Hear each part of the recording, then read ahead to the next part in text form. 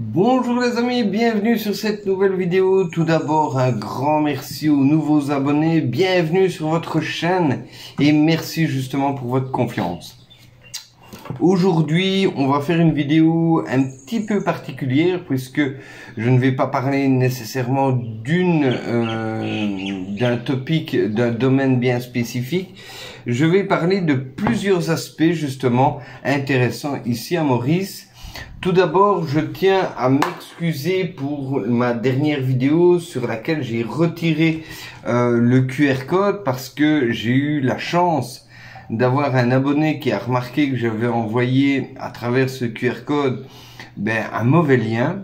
Le lien tout simplement de l'administration, du back-office du site. Donc j'ai retiré le lien, je l'ai fait à la va-vite, j'ai corrigé le lien sur la publication Facebook de la page, mais je remettrai le lien dans cette vidéo et je vous mets le QR code maintenant. Maintenant que c'est fait, que c'est corrigé, on va commencer un petit peu cette vidéo et le sujet du jour en fait c'est pourquoi venir ici à l'île Maurice exactement, quels sont les intérêts, quelle est la plus-value, etc., etc. Donc concrètement, un aspect, je vais dire, qui n'est pas nécessairement financier, ou en tout cas dans le premier sens qu'on peut l'entendre, c'est la sérénité. Dans ce sens où quand on est en Europe, on est souvent stressé par la vie courante. Il faut aller à droite, à gauche. On a des tonnes de papiers à régler, patati patata. Bon, tout dépend bien évidemment de la vie active, si on est entrepreneur ou salarié ou employé.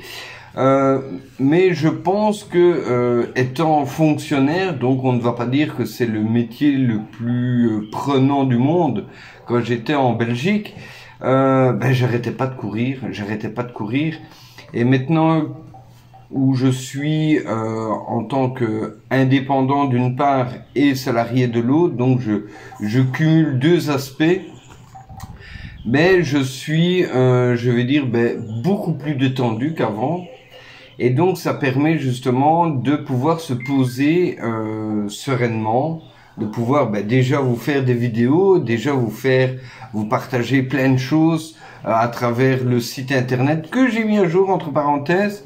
J'ai créé une nouvelle page trucs, astuces et liens utiles, vous irez voir, il n'y a pas de souci. Mais aussi ça permet de prendre un petit peu plus de temps avec la famille, et ça permet aussi de se recentrer sur soi-même, ce qui est très important puisque la chose que je remarque beaucoup chez beaucoup de personnes, c'est que ce soit ici à l'île Maurice ou en Europe, il y a beaucoup de gens qui sont stressés, qui sont, je veux dire, pris dans leur vie et qui n'ont pas le temps pour eux, qui vont se sacrifier pour avoir du temps pour le travail, pour faire leurs démarches, pour tenir leur maison en ordre, la nettoyer, faire les lessives, faire les repassages, payer les factures, etc., etc. Prendre du temps pour sa famille, bien évidemment. À la limite, prendre du temps, oui, pour soi, pour aller faire de la gym, du bodybuilding, ce que vous voulez, de la course à pied, de la natation, ce que vous voulez. Mais je pense que avoir du temps pour soi, c'est aussi avoir du temps pour la réflexion. Pourquoi? Parce que il y a beaucoup de choses sur lesquelles on n'est plus habitué à se poser comme question. C'est justement pourquoi? Tout simplement le terme pourquoi. Posez-vous cette question, pourquoi je fais ça? Quel est le but dans cette action? Quelle est la plus-value? Quel est l'intérêt? Qu'est-ce que j'en retire de faire ce que je fais? Ici, les vidéos, qu'est-ce que j'en retire comme satisfaction? Qu'est-ce que j'en retire comme intérêt? C'est justement de partager mon expérience, de partager ma vie entre guillemets de tous les jours. Bon, c'est à condenser, hein, ça sert à rien que je me filme en train d'aller au supermarché acheter des clopes ou aux caisses ou prendre mon bain. Je pense qu'il y a des gens qui ont vu assez d'horreur dans la vie, mais il faut se poser ce genre de questions. Se poser aussi la question de est-ce que ce que j'ai, ce que je possède, je le mérite? Est-ce suffisant? Est-ce que je mérite plus? Moi, très sincèrement, je pense mériter plus, et pas spécialement moi. Je pense plutôt à ma famille, puisque je suis marié, j'ai des enfants, et donc à partir de là, je pense que ce que j'ai à offrir à ma famille n'est pas encore assez suffisant. Oui, certains vous diront, il faut simplement avoir du temps pour sa famille. Très bien, très bien. Mais il y en a beaucoup qui ont du temps à octroyer à leur famille et malheureusement, ils n'ont que ça. C'est des personnes qui sont très malheureuses, très démunies, ont du temps, énormément de temps, parce que soit ils ne travaillent pas, ou soit ils travaillent mais n'ont pas l'opportunité de faire des activités par manque d'imagination, d'argent ou autre. Et donc, on se rend compte que les enfants, progressivement, vont, je vais pas dire nécessairement mal tourner, mais vont répéter l'action. Et donc, à partir de là, vont eux aussi, quand ils seront parents, avoir ce cercle vicieux de ne rien faire en fait. Et donc, je pense qu'il est intéressant de tenter des choses, d'essayer des choses, ça marche pas, mais justement d'essayer de se surpasser, de se dépasser, de voir quelles sont ses limites, toujours dans le but d'offrir le plus possible à sa famille. Il ne faut pas négliger justement sa présence physique et psychologique, puisque on peut être là physiquement avec les êtres qu'on aime, mais psychologiquement on reste dans une psychologie professionnelle, on ne profite pas de l'instant présent. Chose que j'ai été victime et que je suis encore victime de temps à autre. J'essaye de me soigner, je vais dire ça comme ça, mais c'est compliqué. Mais justement, il faut essayer de pouvoir offrir à ceux qu'on aime la vie dont on aimerait leur offrir. Et à partir de là, je pense que, en tout cas pour l'heure, ici à l'île Maurice, c'est encore possible. C'est encore possible pour ceux qui sont motivés. Encore une fois, je le répète, l'île Maurice est certes un paradis, mais pas pour tout le monde. Puisque l'île Maurice, c'est, je vais dire, s'il fallait transposer ça avec des périodes bien spécifiques dans l'histoire humaine, ça serait un petit peu comme à la période du Far West. C'est-à-dire qu'il y a plein de choses à construire, il y a plein de pognon à se faire, mais ça, c'est pour ceux qui seront motivés à le faire. Ceux qui ont une idée, entre guillemets, une psychologie de je vais arriver sous les cocotiers et je me la coule douce sans rien foutre, vont être très déçus et très rapidement.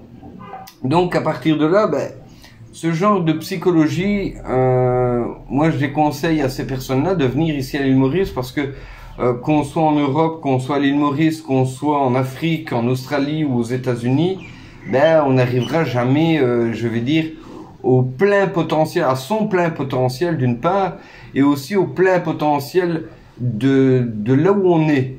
Donc on ne pourra pas profiter des infrastructures, de la plage, des montagnes, de la neige, peu importe où on est, à cause justement de cette philosophie de oh non, ce que j'ai déjà là, ça me suffit. Donc si on veut faire autre chose, quelque chose de plus, je vais dire, extravagant, ou de sortie de l'ordinaire, du cercle ordinaire, on ne pourra pas. Donc, moi, mon but dans la vie, c'est justement de pouvoir, entre guillemets, comme quand on est en vacances, on a envie de faire une activité, on a envie d'aller au restaurant, on a envie de faire une sortie, on va pas regarder dans son portefeuille pour voir si est-ce que j'ai les sous, est-ce que j'ai pas les sous. On s'est privé pendant 1 année, 2 années, 3 années, 5 années, 10 années pour pouvoir financer justement un budget, billets d'avion, etc. pour aller sur une destination quelle qu'elle soit. c'est pas pour une fois sur place, ben, se dire, bah écoute, non, on pourra pas aller au resto, chérie, parce que c'est un petit peu trop cher, voilà, bon, écoute, bah on fera une petite sortie où je t'achèterai une glace ou on ira autre part, au McDonald's ou au Flunch. Non, non, ça c'est quelque chose qui m'horripile. Pour l'instant, la situation que je vis est une situation qui est stable, on va dire, qui me permet de payer mes factures, mais qui ne me permet pas encore de faire des extras. Donc, justement, mon but est de pouvoir me développer, puisque maintenant je pense que j'ai pu apprendre, on va dire, au moins 50% de mon potentiel et aussi de la culture mauricienne, de la culture du travail mauricien, etc., etc. J'ai encore beaucoup à apprendre, mais je pense que pour l'heure, je peux commencer à essayer de me développer. J'ai assez appris pour pouvoir essayer de mettre en pratique certaines choses, en sachant que justement, quand je suis arrivé, quand je me suis expatrié, malgré le fait que j'étais venu, mais en vacances à l'île Maurice, j'étais toujours venu dans un esprit de vacances et jamais de rester, malgré le fait que je savais qu'un jour ou l'autre je resterais. Mais chaque fois que je venais, c'était vraiment en mode touriste. Et quand je suis venu pour m'installer, il y a près de 8 ans, je suis venu un petit peu à la YOLO, quoi. C'est à la limite, tu prends ton billet d'avion, tes valises, tu viens, et après, qu'est-ce qu'il y a pour moi? Qu'est-ce qu'il y a à manger? Donc, voilà. Donc, je me suis pas préparé, j'ai rien organisé du tout. D'ailleurs, encore un grand merci à Franck pour son aide précieuse dans mes démarches. À ce moment-là et encore à l'heure actuelle pour d'autres démarches. Mais voilà, c'est des choses. Évidemment, il faut se préparer, mais il faut pas non plus trop se préparer, puisque on ne pourra jamais organiser un voyage d'expatriation en prenant tout en compte. J'ai encore regardé une vidéo, pas plus tard qu'hier, de Julien EK. Vous irez voir sur YouTube. Lui avait un projet de venir s'expatrier à l'île Maurice. Il y avait beaucoup de choses qui étaient cochées dans ces critères. Malheureusement, des critères personnels l'ont empêché de venir s'installer à l'île Maurice au moment où il voulait le faire. Maintenant, ce projet, d'après ce qu'il dit dans sa vidéo, n'est pas mort, mais ça sera reporté dans un futur proche ou moyen proche. Maintenant, comme je vous dis, il faut à un certain moment se mettre un coup de pied au cul pour pouvoir se dire je me lance, je tente l'aventure.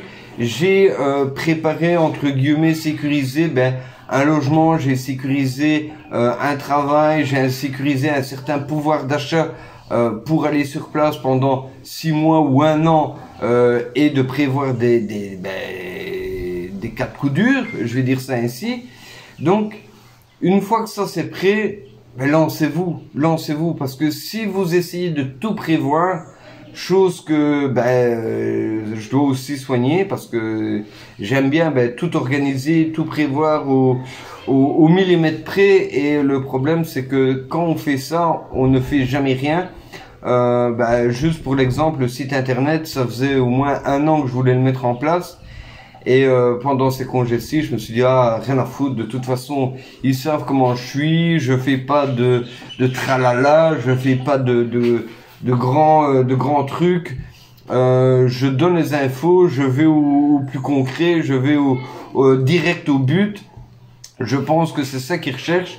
Et s'ils veulent des papillotes et des petits rubans, je suis désolé, mais vous pouvez aller voir d'autres vidéos, d'autres chaînes YouTube qui vont vous faire des effets de lumière, des effets de transition, des X, des Y, mais en finalité, vous n'aurez jamais vos réponses. Donc, chacun fait son business comme il veut. Donc, voilà, c'est pour ça que je me suis lancé. Je dis, tant pis, on le fait. Personne ne va le voir, Si on le voit, on le voit. On me fait des retours positifs ou négatifs, c'est pas grave. au moins je l'aurais fait, j'aurais tenté l'expérience, et après on verra ce que ça donne. Donc voilà. Et je pense que l'île Maurice est une terre propice et fertile justement pour ce genre de caractère de personnes aventureuses. Juste encore pour rappel, il y a énormément d'entreprises ou en tout cas de personnes en tant qu'indépendants qui se lancent ici à l'île Maurice.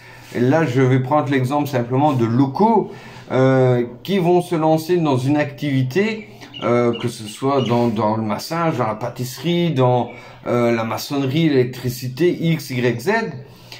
Et à un certain moment, au bout d'1 an ou 2 ans, ils vont faire le point, ils vont faire le bilan, ils vont remarquer que cette activité soit ne leur convient plus, ils ne prennent pas assez de plaisir, ce n'est pas rentable économiquement ou personnellement par rapport à leur emploi du temps, et décident de se réorienter justement sur une autre activité qui leur donne plus de sens, qui leur est peut-être plus profitable au niveau personnel, financier, professionnel ou autre.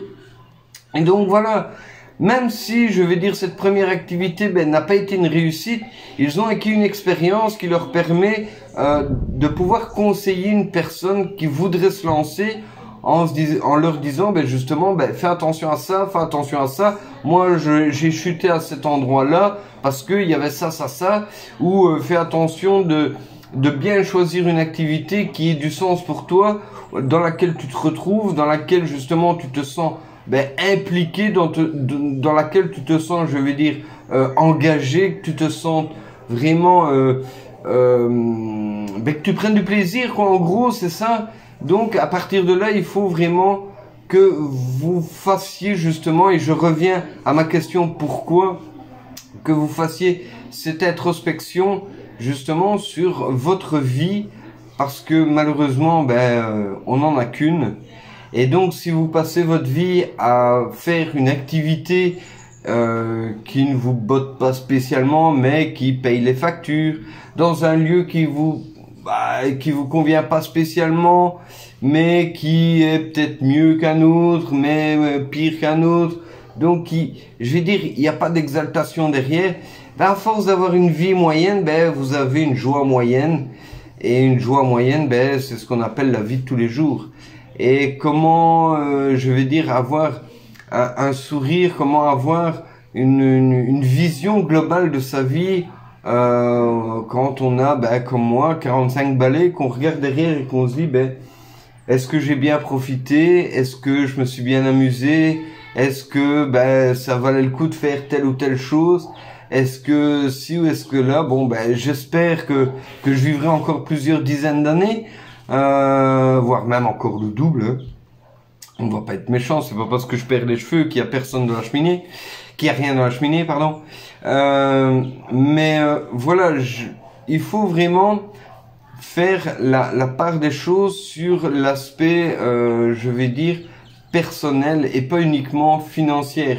Il y a beaucoup de gens qui sont, je vais dire, bloqués, entre guillemets, dans leur pays de résidence, que ce soit en Belgique, en France ou autre part, pour des raisons personnelles, parce que ils ont des enfants qui sont aux études et ils ne veulent pas les chambouler dans leurs études. Ils ont des parents plus âgés qu'ils auront plus de mal à voir, bien évidemment, s'ils viennent ici à l'île Maurice. Ils ont leur famille, leurs amis, où ils ont peur tout simplement du déménagement, de l'expatriation. Donc, c'est toutes des choses qui bloquent certaines personnes, et avoir peur de l'inconnu, c'est tout à fait normal. Moi, le premier, malgré le fait que j'avais fait plusieurs voyages ici à l'île Maurice, mais j'avais quand même une certaine crainte quand on a pris l'avion et qu'on s'est dit on vient s'installer. Donc pourquoi? Parce qu'encore une fois, je ne savais rien. Je ne savais pas comment ça allait se passer. Vous pouvez même prévoir, on va arriver, on va avoir un taxi ou un van ou peu importe, un hélicoptère qui va venir nous prendre de l'aéroport jusqu'à notre lieu de résidence. vous avez fait des photos, on vous a envoyé des vidéos, on a fait des visios pour vous montrer, vous êtes venu peut-être une fois ou deux fois pour visiter les lieux, tout semble bien. Mais derrière, vous n'avez pas vécu dedans, vous ne savez pas comment se passe la vie du quartier. Donc, une fois que vous allez arriver là, ben ça peut être une question. Est-ce que je vais m'entendre avec mes voisins? Est-ce que la vie du quartier ne sera pas trop bruyante ou au contraire, trop, je vais dire, trop calme? Certaines personnes, ont horreur de vivre à la campagne à cause justement du manque d'activité ou de bruit, carrément, parce qu'ils ont été habitués à vivre dans un effet sonore assez élevé, et donc la campagne, le manque de bruit, le manque de mouvement va entre guillemets les déranger, comme quelqu'un qui comme moi, a été habitué à vivre à la campagne, et du jour au lendemain on lui dit ça y est, tu vas vivre plein milieu de la ville et tu vas entendre des bagnoles, des gens qui gueulent, des klaxons, le jeu du diable. Donc ça va me déranger. Bon, ça ne sera qu'un temps, mais à partir de là, voilà, ce qu'il y a, c'est que il y a aussi tout un tas de choses qu'il faut prendre en compte et qu'on ne pourra pas, je vais dire, l'anticiper. Que ce soit, on arrive à la maison, j'ai un travail, comment ça va se passer au niveau professionnel? J'ai les compétences, j'aurai le salaire, j'ai les congés, j'ai tout ça qui a été calculé, négocié avec le patron. Est-ce que je vais m'entendre avec les collègues? Est-ce que je vais pouvoir m'intégrer correctement? Est-ce que ça sera pas trop compliqué entre la maison, le travail, etc., etc. La vie en règle générale. Donc tout ça fait qu'à un certain moment, oui, il y a des questions. Oui, on peut essayer d'organiser, mais on ne sera jamais prêt. Je vais prendre un exemple tout simple. Là, actuellement, vous êtes en train de me regarder et vous êtes dans votre pays de naissance, enfin, je pense, que ce soit la Belgique, la France ou autre part dans le monde. Et vous connaissez votre métier, vous connaissez votre entreprise, et vous connaissez votre cercle d'amis, vos voisins, etc.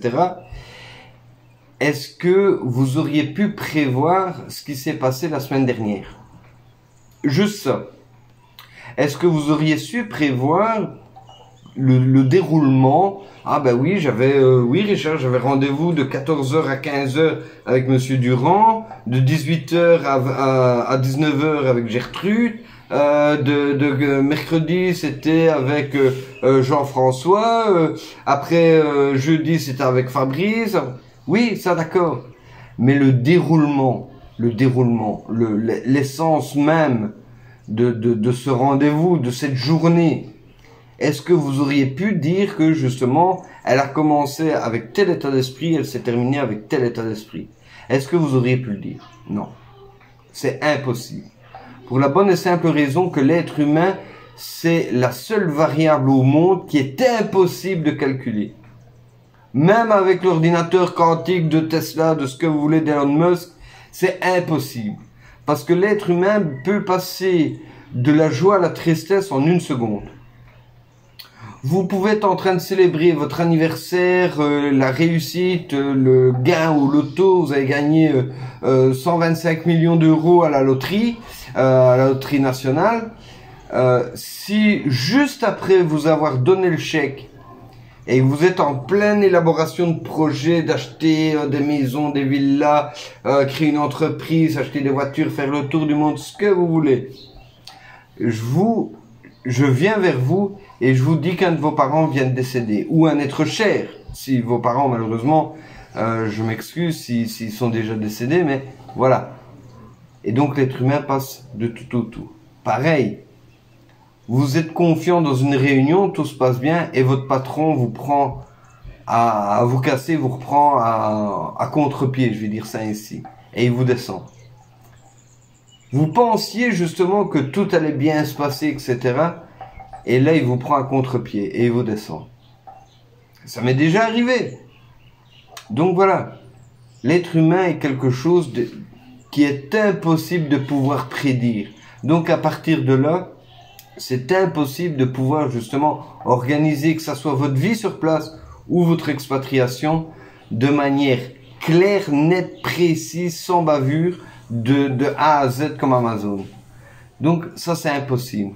À partir de là, je ne vous dirai qu'une chose, bougez-vous.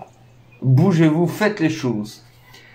Il y en a beaucoup justement qui ne veulent pas, qui n'osent pas, qui ont peur de commentaires, mail, WhatsApp, Facebook. Je suis disponible. Pas tout le temps, j'ai pas que ça à faire, comme je vous ai dit. J'ai 2 activités qui sont en train de, je vais dire, pas d'exploser. Hein. Je suis pas Zuckerberg, Jobs ou Elon Musk, mais c'est en train la pâte est en train de prendre. Donc à partir de là, ben, il y a une part qui est pour le professionnel, une part pour ma famille, et je garde aussi une part pour vous, même quand je suis professionnellement occupé. Si j'ai un petit message d'un abonné qui me demande un petit renseignement X ou Y, ben, je lui réponds dès que je peux, même si on n'est pas le week-end. Donc, n'hésitez pas. Passez-moi un message, laissez-moi un commentaire, envoyez-moi un mail si vous avez des questions, des craintes. Vous pensez être les seuls à avoir cette crainte-là, cette peur-là, cette frustration-là, parce que c'est ça aussi. Avoir une frustration, c'est jamais bon. Et moi, c'est ça aussi que je ne voulais pas avoir, parce que depuis très tôt, je voulais justement vivre dans un pays tropical. Et quand j'ai eu cette possibilité de venir m'installer à l'île Maurice, je me suis dit, c'est un signe, faut pas le rater. J'en aurais peut-être d'autres, hein, mais celui-là, je vais pas le rater. Je le tente.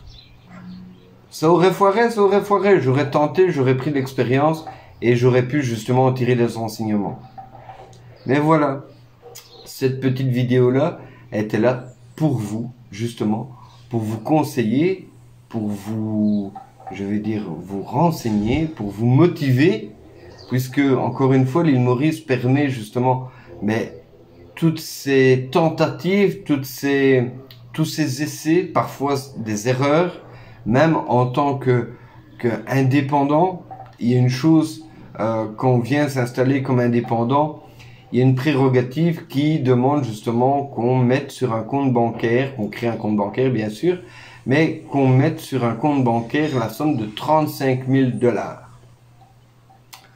Cette somme d'argent, c'est pas un dépôt dans le sens strict du terme qu'on pourrait l'entendre, du style on met 35 000 $ ou son équivalent en euros et voilà, on n'y touche plus. Non.